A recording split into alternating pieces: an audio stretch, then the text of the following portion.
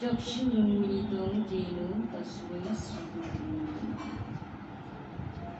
हरि ओं तत्सत् वन्दे ब्रह्म शिवाराध्यं पञ्चतत्त्वस्वरूपिणं श्रीहरि पुरुषं वन्दे श्रीजगद्गुरुशङ्करं वन्देऽहं परमानन्दं महावतारणं परं कृष्णगुरुं जगद्बन्धुं वन्दे भक्ता जगद्गुरुं वन्दे श्रीकृष्ण चैतन्य नित्यानन्द सहजितो गौरदये पुष्पवन्तो चित्रसन्तो अनर्पित चरिं किरात करुणयावतीर्ण कुरु समर्पयतुन्नतज्जलरसांस्वभक्तिश्रियं हरिपुरट सुन्दरद्युति पदं सन्दीपित सदा हृदये बन्दरे स्फुरतु बर्हाभिराभिरामं मृगमदतिलकं कण्डलाक्रान्तगण्डं कुञ्जाक्षं कम्बुकण्डं स्मितोषुभगं स्वादरेण स्तुभ्यं श्यामं शान्तं त्रिभङ्गं रविकरवसनं कुशितं वैजयन्तं वन्दे वृन्दावनस्थं जुगतिशतकृतं ब्रह्मगोपालविशुद्धं मुखं करोति वाचालं पङ्गुं लङ्घयति गिरिं यत्कृपातमहं वन्दे परमानन्दमाधवं वाञ्छाकल्पतरुर्भ्यश्च कृपासिन्धुभ्यैव च पतितानां पावनेभ्यो वैष्णवेभ्यो नमो नमः। जय रूप सनातन भट्ट रघुनाथ श्रीजीव गोपाल भट्ट दास रघुनाथ এই ছয় গোসাই করি চরণ বন্দন যাহা हरे कृष्ण कृष्ण कृष्ण हरे हरे हरे राम राम राम जय जगद्बंधु हरि हरि बोल जय जगद्बंधु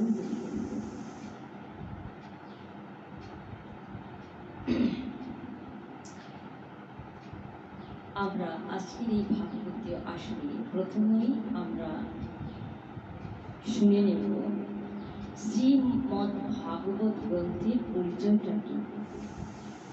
ভাগবতের পরিচয় ভাগবত নিজেই দিয়েছেন। কি দিয়েছেন? মঙ্গলাচরণের তৃতীয় মন্ত্রে নিগম কল্প তরু গলিতম ফল, অর্থাৎ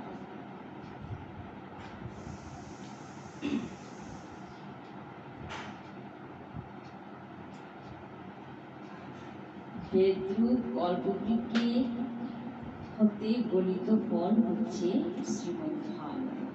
বেদকে বলা হয় কল্পতরু।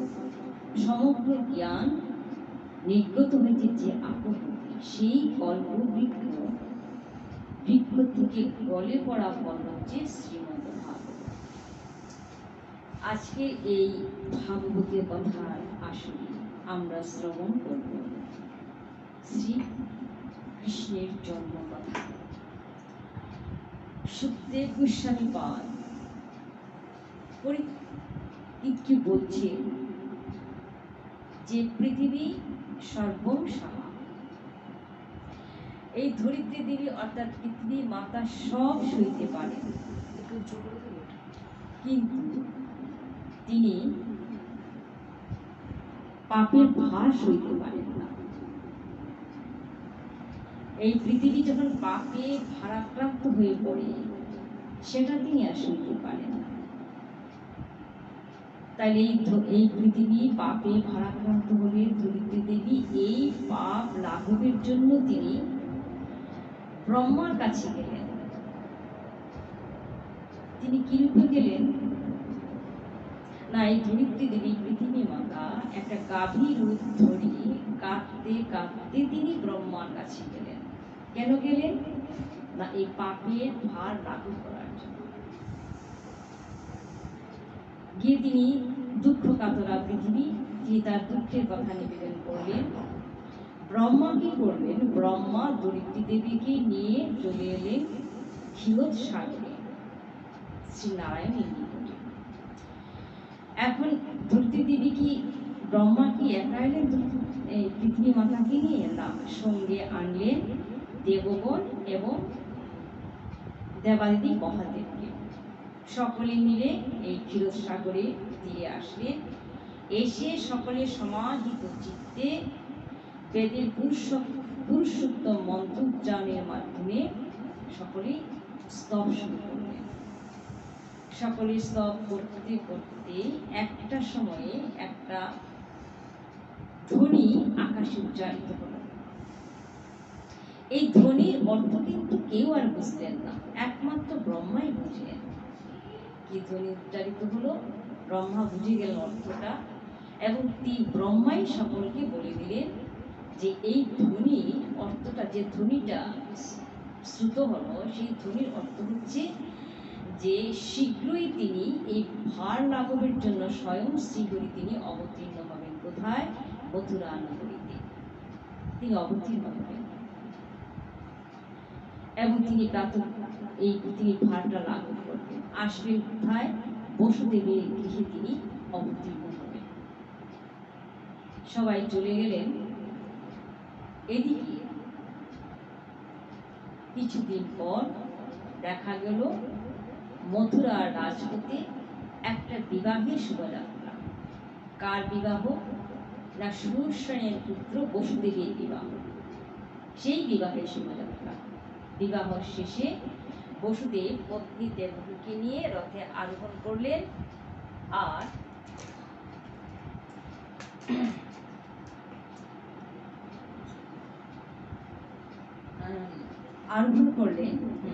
আরোহণ করলেন চলছে শোভাযাত্রা।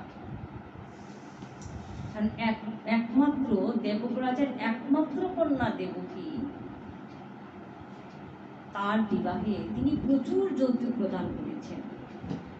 আর এই বিবাহের যে শোভাযাত্রা, যে রথে আরোহণ করেছেন দেবকী বসুদেব, সেই রথ চালনা করছেন স্বয়ং মহারাজ কংস।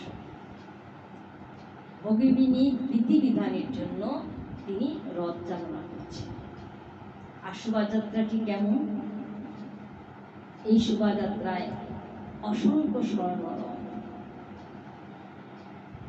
এবং এই রথের সাথে সাথে 18,000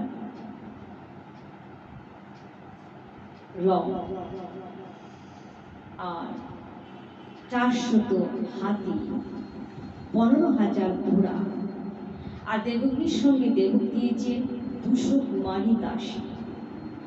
তাছাড়া এই শোভাযাত্রার মধ্যে চলাকালীন শঙ্খ, রেডিও, তুড়ি প্রভৃতি বাদ্য বাজিতেছে। এক অপূর্ব শোভাযাত্রা চলছে মথুরা নগরীর মধ্যে। আর কংস নিজেই সেই রথ চালনা করছেন আনন্দে। দেবকী প্রীতিবিধার জন্য তিনি আনন্দে নিজেই রথ চালনা করছেন। ওমা রোদ যেতে যেতে হঠাৎ আকাশে একটা দৈববাণী ঘটল, কি রে মূলক, তুই যাকে এই রথে করে নিয়ে যাচ্ছিস তারই অষ্টম গর্ভজাত সন্তান দময়ন্তী। যেই শোনা অমনি কংস লাফ দিয়ে রথ থেকে নেমে পড়ল, ঘোড়ার লাগাম সে ছেড়ে দিল, দিয়ে খড়গ নিয়ে দেবকীকে বধ করতে উদ্যত হল। দেবকীর কেশের মুঠি, কেশ এক হাতে ধরল তার হাতের মুঠিতে, আরেক হাতে খড়গ নিয়ে সে বধ করতে উদ্যত হল। এই ছোট্ট একটি ঘটনাতেই কংসের চেহারা বেরিয়ে পড়ল যেন আলো আর আধার। এই পরিস্থিতিতে বসুদেব কিন্তু শান্ত সময়, আলো আর আধার। আলো হচ্ছেন বসুদেব, এইরকম একটা পরিস্থিতি স্থির, শান্ত, স্থির, শুভ। আর কংস অন্ধকার। কংস উদ্যত হয়েছে সে বধ করতে, যেন ভগবান প্রকাশিত হবেন আলোতে বসুদেবের মাঝে, আর তিনি বিনাশ করবেন কংসকে। এই অবস্থায় বসুদেব কি করলেন? তিনি প্রশান্ত চিত্তে কংসের অনেক সান্ত্বনা বাক্য দিয়ে তাকে বোঝাতে চেষ্টা করলেন, কিন্তু কংস কিছুতেই বুঝে উঠছে না। তিনি প্রশংসা বাক্য বলছেন, যশের কীর্তি ঘোষণা করছেন, বলছেন আপনি তো ভোজ বংশের রাজা, আপনার এত যশ, এত প্রশংসা, আর আজকে একটি বিবাহের শোভাযাত্রা, এই মঙ্গলময় দিনে আপনার এই আচরণটা শোভনীয় না। আপনারই তো ভুল, তার কেশ ধরে আপনি তাকে বধ করতে উদ্যত হয়েছেন। এটা আপনার প্রতি শোভনীয় নয়, দেখতে ভালো লাগছে না। কংস কি শুনবে? কিছুই শুনছে না। কংস বদ্ধপরিকর, সে দেবকী বধ সে করবেই, সে প্রাণে মেরেই ফেলবে। বসুদেব বললেন যে আপনার এই কাজটি হীন, অত্যন্ত জঘন্য কাজ, এ কাজটা আপনাকে শোভা পায় না। কংস মনে মনে ভাবছে যত জঘন্য হোক না কেন আমাকে বধ করতেই হবে, যে আমার হন্তা, যে আমাকে মারবে তাকে আমি বধ করবো না। বসুদেব বলছেন আপনি তো মৃত্যু ভয়ে ভীত, আপনি বাঁচার জন্যই তো দেবকীকে বধ করতে উদ্যত হয়েছেন, কিন্তু বাঁচতে তো সকলেই চায়। আপনি যে বেঁচে থাকতে চান এটা আপনার অন্যায় কিছু নয়, কিন্তু বেঁচে থাকতে হবে দুটো পথ, বেঁচে থাকার দুটো পথ, একটা হচ্ছে ভুল পথ, একটা হচ্ছে খাঁটি পথ। আপনি তো ভুল পথে এগোচ্ছেন, আপনি দেবকীকে বধ করতে উদ্যত হয়েছেন। যেমন চন্দ্র দুটো, একটা আকাশে দেখা যায়, একটা জলের মধ্যে দেখা যায়। কেউ যদি জলের চন্দ্রকে ধরতে যায়, সে কি ধরতে কখনো পারবে? হারিয়ে যাবে সেই চন্দ্র। আত্মা একটা হচ্ছে মুক্ত আত্মা, একটা হচ্ছে বদ্ধ আত্মা। বদ্ধ আত্মাকে দেখে নিয়ে কেউ কি বেঁচে থাকতে পারে? পারে না, কারণ এই দেহটা হচ্ছে নশ্বর। তা আপনি মিছিমিছি এই ভুল পথে করছেন, আর এই কাজটা অত্যন্ত হীন, এবং এই কাজ যে যেমন কাজ করে তার ফলটা তেমনই পায়, তাই আপনি এই কাজটা করবেন না। কিন্তু কংস কিছুতেই শুনছে না। এত শাস্ত্র বাক্য, এত শাস্ত্র যুক্তি, পরকালের ভীতি, কোনো কথাতেই কংস বুঝে উঠছে না। সে বদ্ধপরিকর, সে দেবকীকে বধ করবেই করবে। বসুদেব চিন্তা করলেন যে আজকের দিনে আমার পত্নী তো দেবকী, তাকে রক্ষা করাটা আমার কর্তব্য, তাকে তো আগে বাঁচাই। কিন্তু কি করে বাঁচাবে? কারণ কংস তো বধ করবেই করবে। বসুদেব আবার স্তুতি বাক্য করলেন, তার প্রশংসা করলেন, তার যশ কীর্তি ঘোষণা করলেন, কিন্তু কিছুতেই কংস মানছে না, সে বধ করবেই। বসুদেব অগত্যা কি বললেন? বসুদেব অগত্যা বলে, হে শোনো, আপনার এত যশ, এত কীর্তি, আচ্ছা আপনি যে দৈববাণীটা হয়েছে, সেই দৈববাণী তো আজকে দেবকী আপনাকে বধ করবে না, তার পুত্র আপনাকে বধ করবে। এটা বসুদেবের শেষ যুক্তি। তো দেবকী তো বধ করবে না, দেবকী থেকে তো আপনার মৃত্যুর ভয় নেই, তাহলে আপনি দেবকী বধ করছেন কেন? আমি আপনাকে কথা দিলাম, দেবকীর যে পুত্র কঠিন হবে, প্রত্যেকটি পুত্র আমি আপনার হাতে তুলে দেব, তাহলেই তো হবে। আপনি বরং দেবকীকে আজকের এই শুভ দিনে আপনি ছেড়ে দিন। এই কথায় কংস বুঝল। কংস যদিও সে দুরাচার, যদিও সে হীন কার্যে বদ্ধপরিকর, কিন্তু কংস জানে যে বসুদেব সত্যবাদী, বসুদেব যা বলে সত্য বলেন, বসুদেব সাধু, এটা কংস বিশ্বাস করত এবং মানত। তাই সে মেনে নিল, দেবকীকে ছেড়ে দিল। এইবার পতি পত্নী দেবকী বসুদেব আনন্দে গৃহে গমন করলেন। কংস ফিরে আসলো। কংস যে ফিরে আসলো, এসে কি করলো? তার মন্ত্রী, তার রাজসভায় বসে সকল মন্ত্রীদের ডাকলো, অসুরদের ডাকলো, ডেকে বললো কি, এক কাজ করো, এখন এই মথুরাবাসী যারা সাধু সন্ত যারা আছে, তাদের অসুর, তাদের প্রতি অত্যাচার চালাতে হবে। এবং অনেকেই কংসের কথা মেনে নিল, অনেকে মানল এই যুক্তিতে যে ভগবান যখন আসবেন, আমরা তো মথুরা নগরীতে, আমরা তো তাকে দর্শন করব, তাই অনেকেই কংসের অনুগত হয়ে কাজ করতে লাগলো।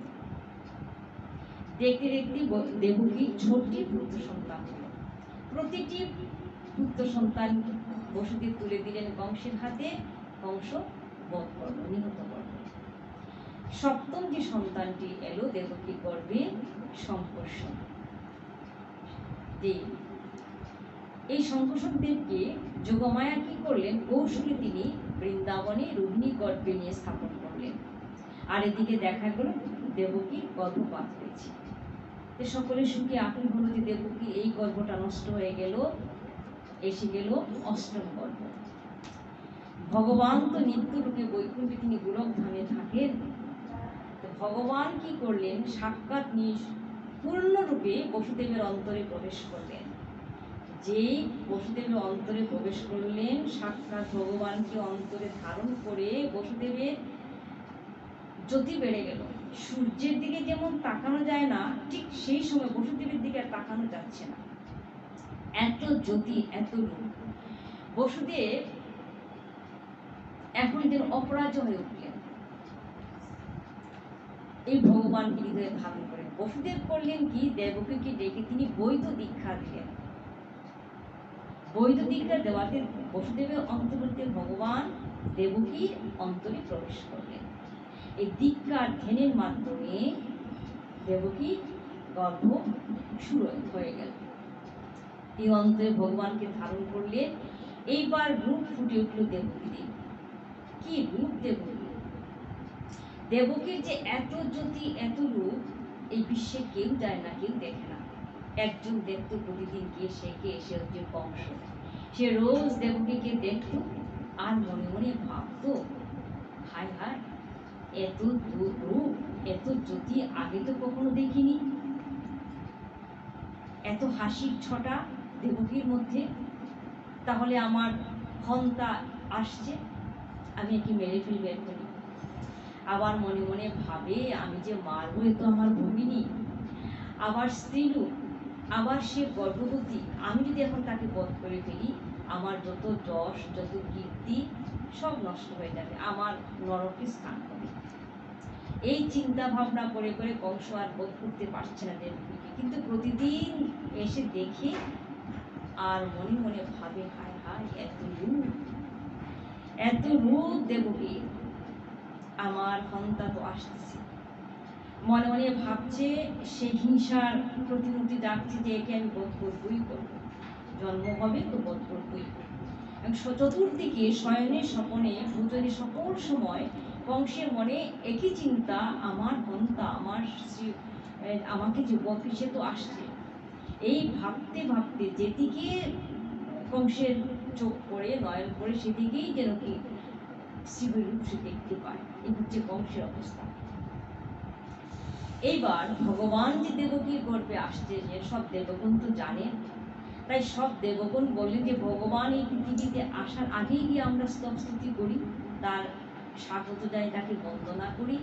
তাই ব্রহ্মা, শিব, নারদ, দেবর্ষি সকলে মিলে, মুনি ঋষিগণ সব মিলে এসে কংসের কারাগারে উপস্থিত। এসে তারা শ্রীহরিকে বন্দনা করেন দেবকীর গর্ভের মাধ্যমে। বন্দনা করে অবশেষে তারা দেবকীকে বন্দনা করে বলছে, হে মাতো, আপনার আর ভয় নাই। শ্রীহরি এতদিন অংশ কলারূপে এসে এসে আমাদের রক্ষা উদ্ধার করেছে। এবার তিনি পূর্ণরূপে আপনার গর্ভে প্রবেশ করেছেন।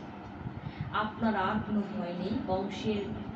কংসবধ অবশ্যই হবে, কংসের মৃত্যু নিশ্চিত। আপনি নিশ্চিন্ত থাকুন। সকলে মিলে দেবকী দেবীর স্তবস্তুতি করলেন। করে তারা ব্রহ্মা ও শঙ্করকে সম্মুখে রেখে দেবগণ সব যার যার স্থানে ফিরে গেলেন। ব্রহ্মা চলে গেলেন, শঙ্কর মানে শিবও চলে গেলেন, দেবকী গর্ভস্তুতি তার বন্দনা করে চলে গেলেন। এদিকে দেখতে দেখতে ভাদ্র মাস, ভাদ্রাষ্টমী এসে উপস্থিত। ভগবান যে আবির্ভূত হন একটা বিশেষ সময়, যখন রোহিণী নক্ষত্র চাঁদের সঙ্গে মিলিত হয়, তখন ভগবান আবির্ভূত হলেন। তাই এমন দিনে, ভাদ্রাষ্টমীর দিনে রোহিণী নক্ষত্র চাঁদের সঙ্গে গিয়ে মিলিত হলেন। সেই সময় ভগবান আসবেন। এদিকে এখন ধরিত্রীর দিকে ভাবলেন, আমাকে তো সাজতে হবে। স্বয়ং ভগবান শ্রীহরি আসছেন, তাই তিনি সাজলেন। তিনি কিভাবে সাজলেন ধরিত্রী দেবী? তিনি সাজিলেন ক্ষিতি, অব, তেজ, মরুদ, বন সব সাজলেন। এবং এই ধরিত্রী দেবীর মধ্যে যত বৃক্ষ রাজি আছে ফুলিয়ে ফুলিয়ে ভরে গেল, আর বনের মধ্যে ভ্রমণের গুঞ্জন শুরু হয়ে গেল। এবং সিদ্ধ চারণগণ তারা গান ধরলেন, স্বর্গে দুন্দুবি বাজল, এবং অপ্সরাগণ এরা নৃত্য শুরু করে দিলেন। ভগবান আসছেন তো এরা নাচতে শুরু করে দিলেন। গন্ধর্বকিগুলো গান শুরু করলেন, সিদ্ধচারণ স্তব শুরু করলেন। মেঘ কি করলো, গর্জন করতে করতে সে সাগরের সঙ্গে মিলিত হচ্ছে, গিয়ে ভগবানের আগমনী বার্তা সে জানাচ্ছে। এইভাবে যেন ধরিত্রী দেবী ভগবানের আগমন বার্তাটাকে স্বাগত জানাচ্ছে। যেমন পূর্ব দিক সূর্যকে ধারণ করে, ঠিক তেমনি দেবকী উদরে দেবকী ভগবানকে ধারণ করলেন। দেবকী গর্ভে তিনি এলেন, তিনি প্রকটিত হলেন লীলা বিগ্রহ রূপে, অপূর্ব রূপ। এই রূপটা কে দেখলেন? বসুদেব একমাত্র। কিন্তু শুদ্ধ সত্য বলে তিনি দর্শন করেন লীলা বিগ্রহ শ্রীহরিকে। তিনি কেমন রূপ দেখলেন? অপূর্ব এক বালক দেখলেন। বালকের অঙ্গে বরণ হচ্ছে মেঘের বরণ, তার যে বসনটা পীত বসন। সেই বালকের চারিখানি হাত, সেই চারিখানি হাতে শঙ্খ, চক্র, গদা, পদ্ম ধারণ করে আছে। তার বক্ষে শ্রীবৎস চিহ্ন, সেই বালকের গলদেশে কৌস্তব মণি, তার বাহুতে কেবল, তার কোটিতে কিঙ্কিণী। অঙ্গের মধ্যে যে অলঙ্কার আছে, সেই অলঙ্কারের জ্যোতিতে সমস্ত কারাগার উদ্ভাসিত হয়ে উঠেছে। এই যে অপূর্ব ভগবানের লীলা বিগ্রহ দর্শন করছে শুদ্ধ সত্য বলে বসুদেব, তিনি দেখে চিনে ফেললেন সেই শ্রীহরি এসেছেন আমার সঙ্গে। তার মন আনন্দ উৎফুল্লিত হয়ে উঠল, এবং তিনি এখন দান করতে চাইলেন। আর তিনি তো আমার শৃঙ্খলাবদ্ধ, কিন্তু শিকলে বাধা, তিনি কি দান করবেন? তিনি মনে মনে ব্রাহ্মণদের দাবি দান, যে পুত্র হয়েছে, আর সেই পরম পুরুষ তার পুত্র এসেছে। এই রূপ দেখে, পুত্রকে দেখে বসুদেব দান মনে মনে করলেন, আর পিতাঞ্জলি করে তিনি স্তব শুরু করে দিলেন। সেই কারাগারের মধ্যে স্তব শুরু করে দিলেন, হে ভগবান, আপনি তো পরবারের পুরুষ,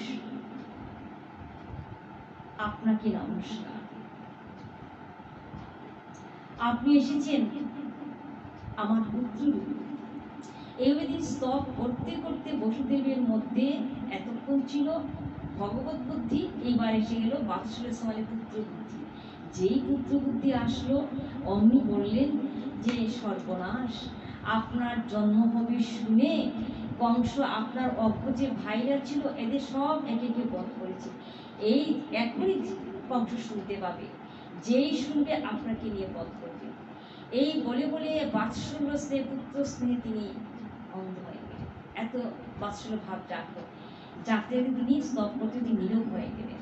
এইবার মুখ খুললেন দেবকী দেবী, তিনি মুখ খুললেন। তিনিও এই ভগবানের অপূর্ব রূপ দেখে আশ্চর্যান্বিত হয়ে গেলেন, এবং তিনিও করজোড়ে বললেন, আপনি তো সাক্ষাৎ বিষ্ণু, আপনি আমার গর্ভে এসেছেন। এটা একটা উপহাসের কথা, কেউ তো বিশ্বাস করবে না। আপনার এই রূপ, শঙ্খ চক্র গদা পদ্ম রূপ, আমার ইচ্ছা হয় আমি আপনাকে এক্ষুনি লুকিয়ে রাখি।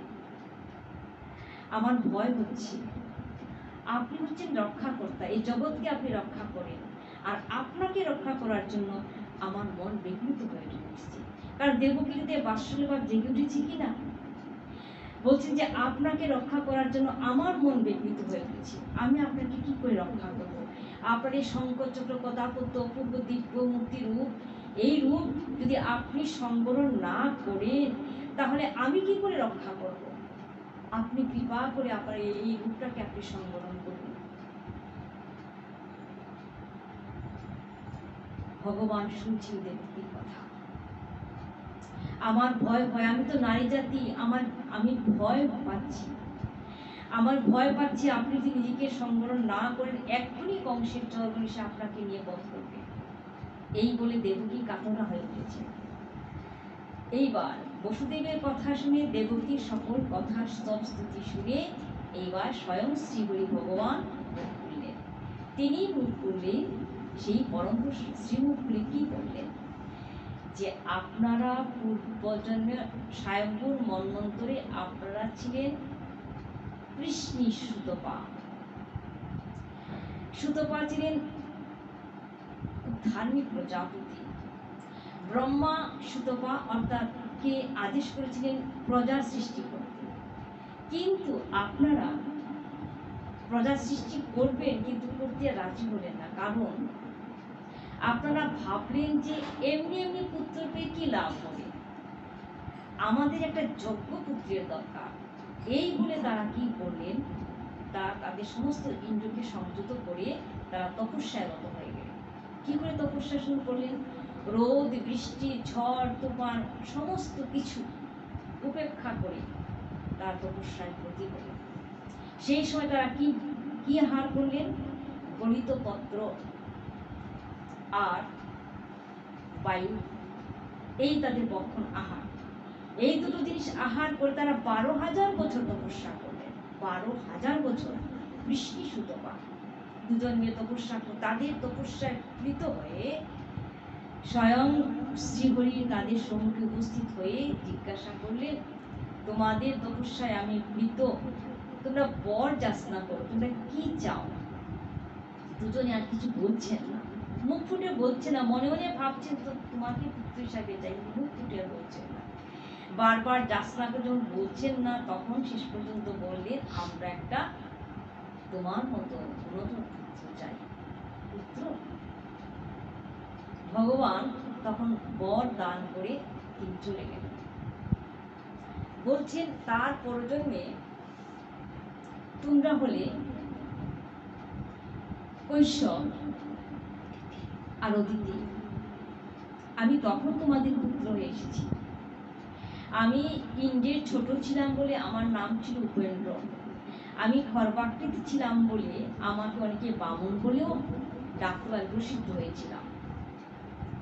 আর এই তৃতীয় জন্মে তোমরা হলে বসুদেব দেব, তবে তো ভগবানের মা বাবা। এই বলছেন, এইবার আমি আপনাদের সম্মুখে উপস্থিত হলাম শঙ্খ চক্র গদা পদ্ম নিয়ে। কেন না, এই রূপটাতেই আমি বর প্রদান করেছিলাম ওই প্রথম এই 3টা জন্মের আগে। আমি এই রূপে আপনাদের সম্মুখে উপস্থিত হয়ে আমি বর প্রদান করেছি। আমি এই রূপে যে ভগবানকে শঙ্খচক্র নিয়ে কংসের কারাগারে প্রথম আবির্ভূত হলেন, তার কারণ এই রূপে তিনি বর প্রদান করেছিলেন। আর উপস্থিত হয়ে তিনি বললেন, যাতে আপনাদের বিশ্বাস হয়, মনে পড়ে সেই কথা, তাই শঙ্খচক্র গদা নিয়ে আমি আবির্ভূত হয়েছি।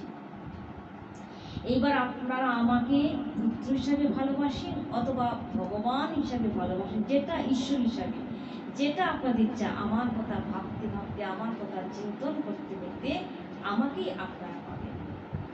এই বলে স্বয়ং সেই নারায়ণ শঙ্খচক্র গদা পদ্মধারী তিনি প্রাকৃত শিশু হয়ে গেলেন। শিশু হলেন।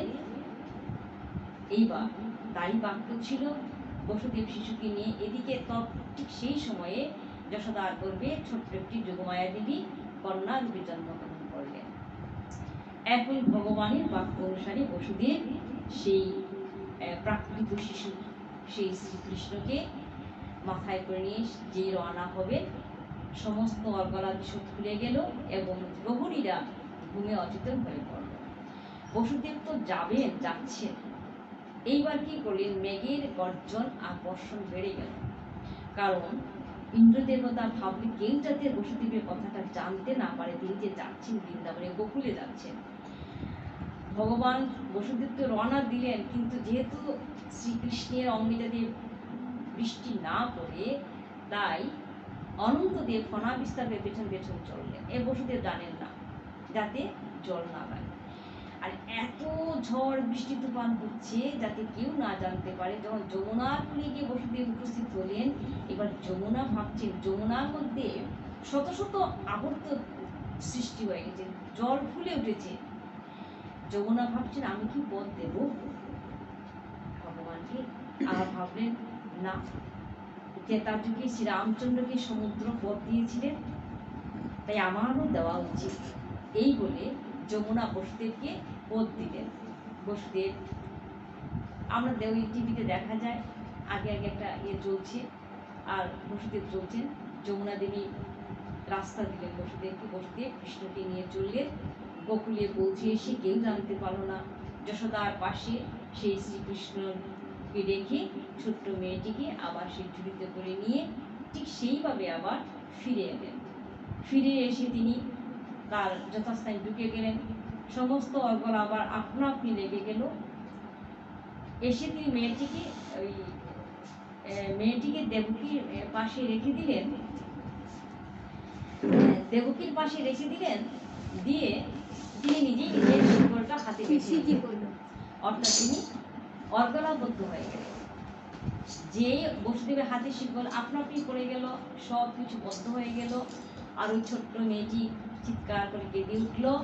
অমনি প্রহরীগণ জেগে গিয়ে কংসকে খবর দিল যে অষ্টম গর্ভজাত সন্তানের জন্ম হয়েছে। এই তো হন্তা, ভগবানের হন্তা। কংস তো শান্তি নেই, সে তো ছটফট করছে কতকাল যাব। যেদিকে তারা সেদিকে শ্রীহরিকে দেখলে সে দৌড়ে ছুটে আসলো।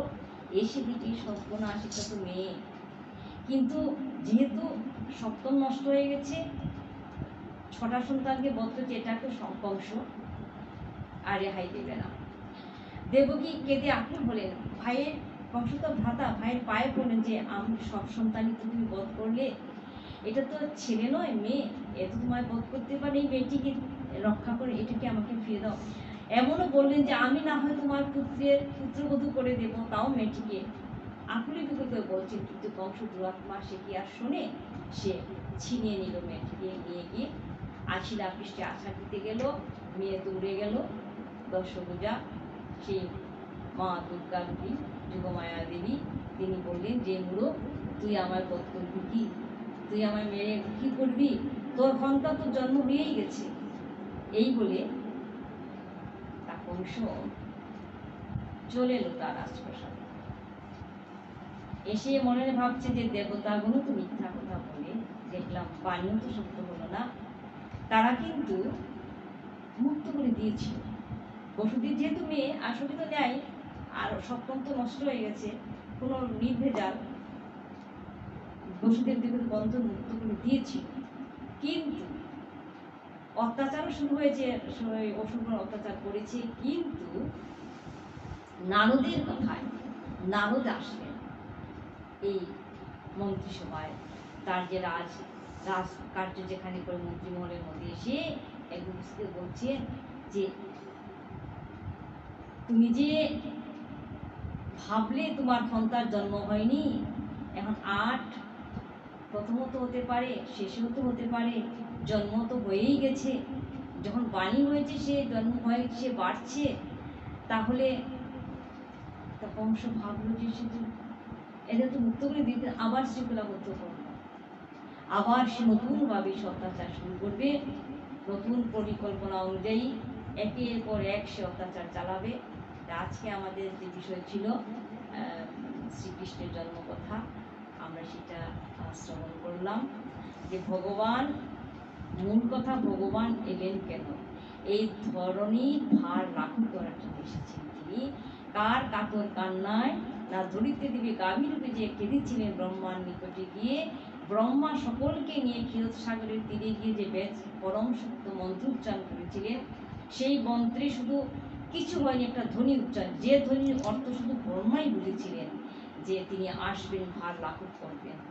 এই বলে আসবেন কোথায় না, তিনি মথুরা নগরীতে যদুবংশে বসুদেবের পুত্র হয়ে আসবেন। তিনি এসেছেন, তিনি এসে গেছেন, ভগবান তার বাক্যকে রক্ষা করলেন আর আসলেন, লাঘব করবেন, কংসকে তিনি বধ করবেন। আজকে আমরা এখানে এই জন্মকথার বিশ্রাম দিলাম। জয় জগৎবন্ধু।